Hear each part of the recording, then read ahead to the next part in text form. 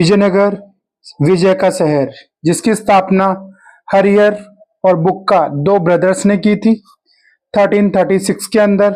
और यह साम्राज्य कृष्णा नदी से, दक्षिण के कृष्णा नदी से लेकर और दक्षिण के तमिलनाडु और केरला तक फैला हुआ था। बहुत बड़ा और पावरफुल एम्पायर था, जो अपनी आर्ट, कल्चर, आर्किटेक्चर और लिटरेचर के लिए बहुत फेमस था।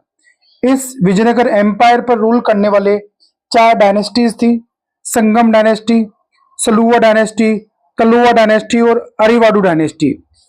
इस डायनेस्टी में बहुत ही फेमस एक हाजिर जवाब व्यक्ति हुए जिनका नाम था तेलानी राम, जो राजा कृष्णदेव राय के कोर्ट में थे।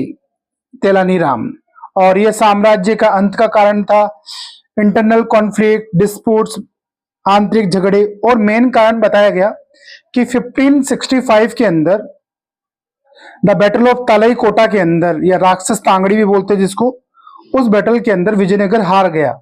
विजयनगर हार गया बहमन एम्पायर से, विजयनगर हार गया बाहरी लोगों से, क्योंकि आपसी झगड़े चल रहे थे देश के अंदर।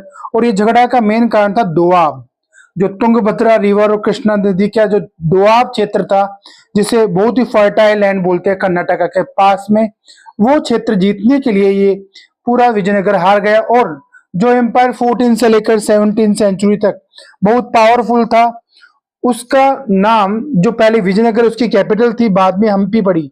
हम्पी इसकी कैपिटल पड़ी क्योंकि यहाँ पर पंपा देवी, भगवान शिव की पत्नी पार्वती के नाम पंपा देवी से हम्पी नाम पड़ा इस एम्पायर की कैपिटल का।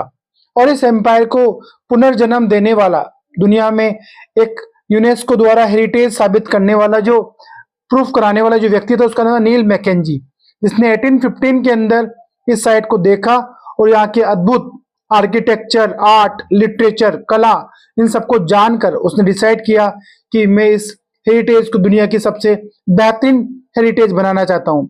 और 18 सेंचुरी के बाद में तो वैसे नहीं क्रिएटिव किया गया, इसको नहीं संभाला गया, पर बाद में देश की आजादी के बाद में यूनेस्को के द्वारा इसको वर्ल्ड हेरिटेज साइट डिक्लेयर कर दिया गया विजयनगर एम्पायर को।